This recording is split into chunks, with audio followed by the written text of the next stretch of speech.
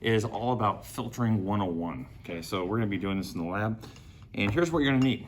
A filter paper, pencil, well, or you may or may not need a pencil, Erlenmeyer flask, a funnel, water, and the stuff that you're trying to filter. So what I have here are just some coffee grounds in water. The water, which is going to go through the funnel of filter paper into the Erlenmeyer, is the filtrate.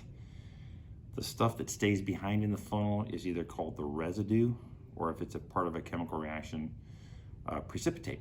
And in some cases, we want one or the other, and sometimes both. So what I typically do, if we're going to do this over a period of a couple days, I take a pencil and I simply put my name, initials, and sometimes even the mass of the filter paper right on the paper. If you use a pen, it's going to smear. Okay, so you use a pencil. That way, if you need to let it sit out and dry and then weigh it later, you'll know exactly whose it is. Okay, so here's how we're going to do this. The part that people have the hardest time on is folding. So what you want to do is take your filter paper, fold it in half, and then in half, so you have what seems to be a quarter moon, just like this. Now, typically what happens, if we put it in here like this and just pour it through, it's not going to work. What you want to do, and this is probably the most important step, pick only one piece of the paper here, have the other three here, and make like a funnel, just like this. Okay, so you got it, and then you'll stick it in here. And even when you do that, it's going to want to pop out. So just give it a little bit of water, okay? And it tends to stick down with just a tiny bit of water.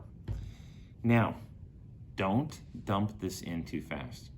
If you pour it in so fast that the fluid goes above the line on the paper, the edge of the paper, it will carry the residue behind the paper into the flask and it defeats the purpose. I'm just gonna pour in a little bit at a time. Okay, we just let it go in, and when it gets to about a half an inch or a quarter inch from the top, I just stop and let it go. It's okay. It's gonna take some time. That's all right, okay? And you can see that we're starting to get the residue in here. The filtrate is starting to pass through. That's what we would like to do, okay? So you just let this go. You pour it in, and you just let go. Now the problem is, how do I get all of this into here and have it pass through?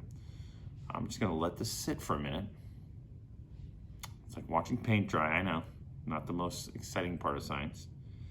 We're just gonna let this sit, let it go through, okay?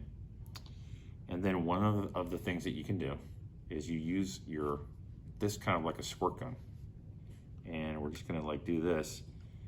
And you can see how you can start to get all this out. But again, I don't want to do so much that it goes up and over.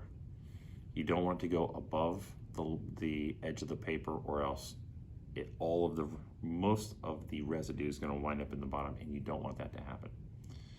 And then essentially, we can just continue. You can just kind of see how you can just kind of get it down there and continue to work it down in there. And then after this goes through, we can just take this out, the paper with the residue in it, set it on like a clean sheet of paper or a piece of paper towel. If this is what you're trying to save, you have your initials on there. And if you even want the mass of this after it's dried, you've got the mass of the filter paper written on there already. That really is, you can see all there is to filtering. Good luck.